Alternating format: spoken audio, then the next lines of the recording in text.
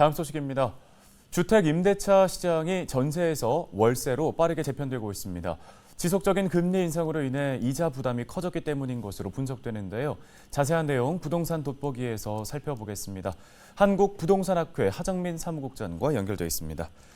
자, 사무국장님, 먼저 임대차법 시행 2년이 되는 7월에서 8월쯤 전월세 대란을 예상하는 의견이 많았습니다. 요즘 부동산 시장 보면 오히려 매물이 쌓이고 거래가 줄어든다고 하던데 현재 서울의 전세 시장 분위기부터 짚어주시죠. 네, 현재 이제 전세 시장을 보게 되면은 매물이 쌓이고 거래가 정체돼 있는 것처럼 보입니다. 반면에 지금 이제 전월세 시장을 전체적으로 보게 되면은 이제 월세에 대한 물량은 굉장히 많고 거래가 좀 많이 되고 있는 상황이다라고 보실 수가 있겠고요. 현재 지금 역대의 그 거래량과 가격 상승의 그래프를 좀 보게 되면요. 집값이 상승했을 때에는 이제 전세가나 이제 임대가도 같이 따라 올라가 줬는데 사실 이제 집값이 하락기에는 전세가라든지 임대가도 같이 동반 하락을 하게 됩니다. 왜냐하면은 이제 전세 가격이 이제 집값이 하락되면은 뭐 깡통 전세라든지 이제 보증금에 대한 반환이라든지 이런 부분 때문에 이제 아무래도 사람들이 전세를 꺼리게 되고 물량도 조금 쌓이게 되는 모습을 보이고 있고요.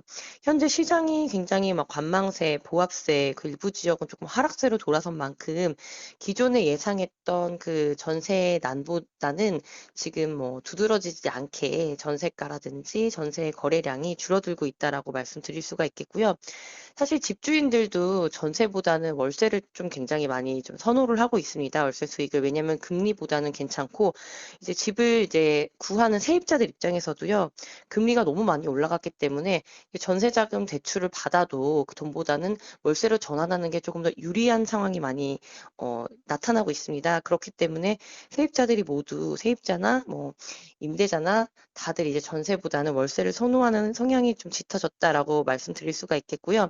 현재 나와 있는 매물, 쌓여 있는 매물은 전세가 많지만 월세 같은 경우에는 거래가 굉장히 잘 되고 있습니다.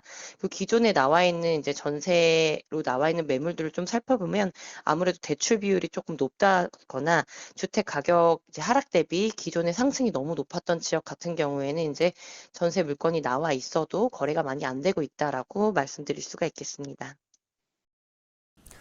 네, 최근에 한국은행이 빅스텝을 발표하면서 기준금리가 또 올랐습니다. 올해 상반기 서울 아파트 월세 거래량이 2011년 이후에 가장 많았던 걸로 나타났는데요. 금리 인상으로 인한 전세 월세화가 계속해서 좀 속도를 낼 걸로 예상하시는지요?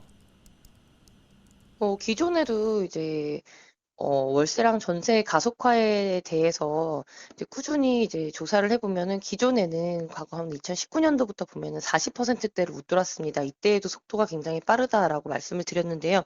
현재는 거의 55% 정도에서 시장이 월세가 차지하는 점유율이 굉장히 높고 가속화도 50%대 이상으로 좀 돌아섰다라고 말씀을 좀 드릴 수가 있겠습니다.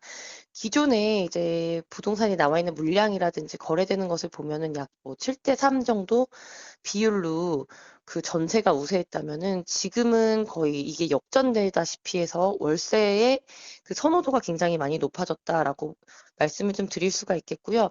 앞서서 좀 말씀드렸다시피 기존의 세입자들도 전세를 굉장히 많이 선호를 했습니다. 왜냐하면 비교적 이제 월세와 비교했을 때 가격이 훨씬 더 이제 유리하다라고 판단을 했는데 지금은 이제 금리가 올라가고 현재 이제 6%대까지 전세자금 대출이 올라간 상황이고요.